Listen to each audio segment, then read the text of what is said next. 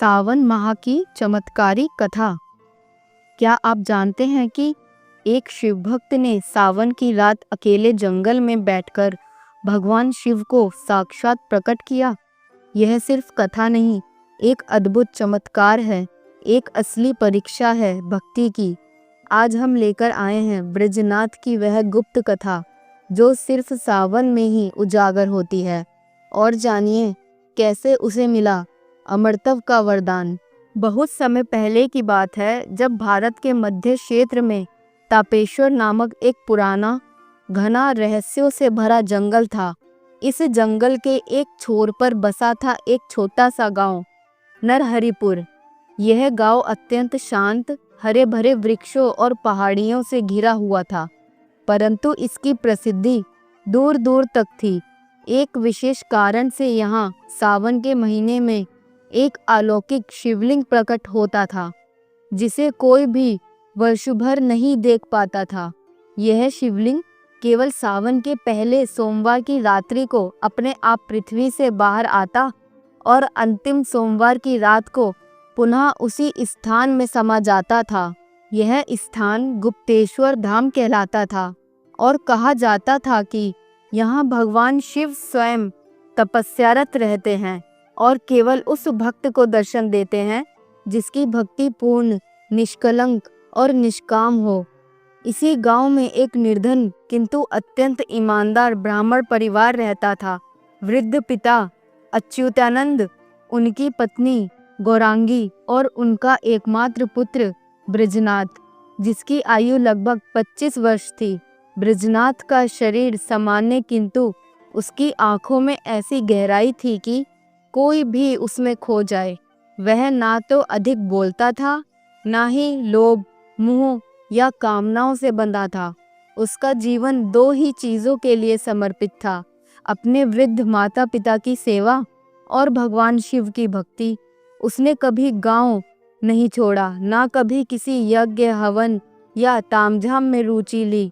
उसकी भक्ति केवल अंतर्मन की पुकार थी, जिसमें ना आडंबर था ना दिखावा। ब्रजनाथ प्रतिदिन सुबह 4 बजे उठता, नदी स्नान कर गुप्तेश्वर धाम की परिक्रमा करता, वहीं बैठकर 1 घंटा रुद्राष्टक और महामृत्युंजय मंत्र का जाप करता। वह कभी भी शिवलिंग को स्पर्श नहीं करता था, क्योंकि उसका मानना था कि जब तक भगवान स्वयं ना बुलाएं, तब तक भक्त को दूरी बनाकर रहना चाहिए।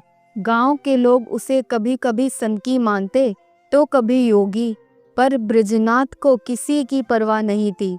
वह केवल भोलेनाथ से जुड़ा था।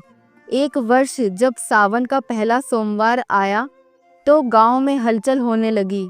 श्रद्धालु दूर दूर से गुप्तेश्वर धाम पहुंचने लगे, पर इस बार कुछ अलग था। पूरे गांव में अजीब सी बेचैनी थी।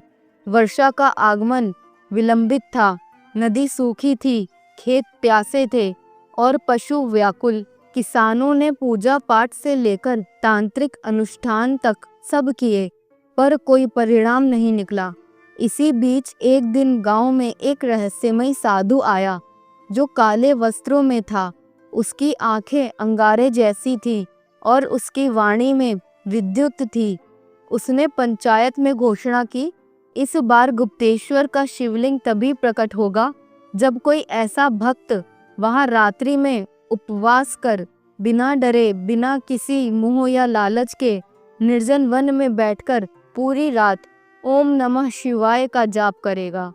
लोग भयभीत हो गए। उस स्थान पर रात में जाना किसी के लिए संभव नहीं था। जंगली जानवर, सर्प और अजीब सी घटनाएं वहां होती थीं। कई साधु और योगी प्रयास कर चुके थे, पर या तो वह लापता हो जाते या पागल होकर लौटते।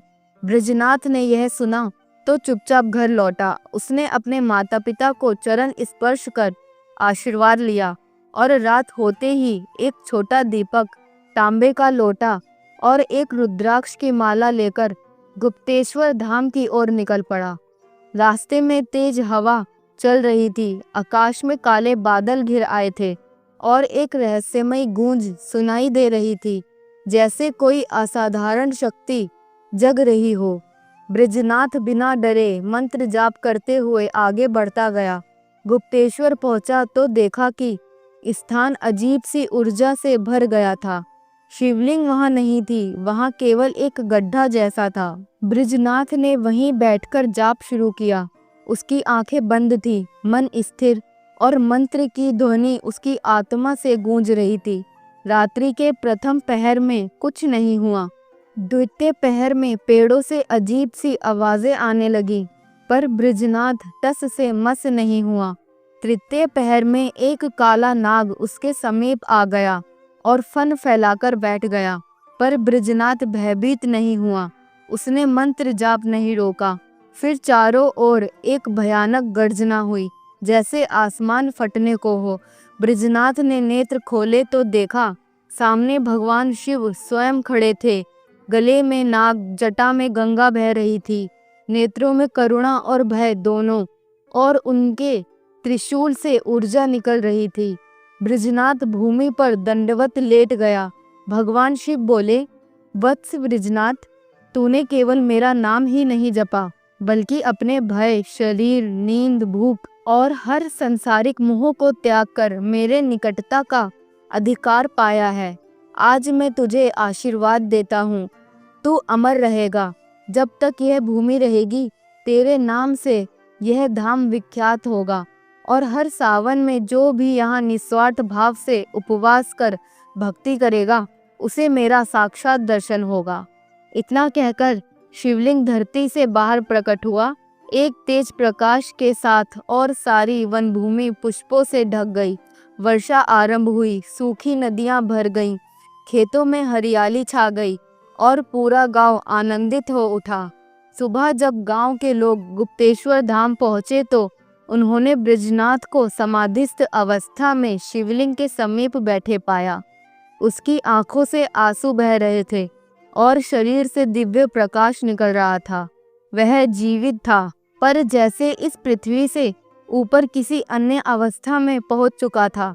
तब से हर सावन लोग गुप्तेश्वर धाम जाते और कहते हैं, आज भी उस स्थान से एक दिव्य ध्वनि आती है, ओम नमः शिवाय, ओम नमः शिवाय।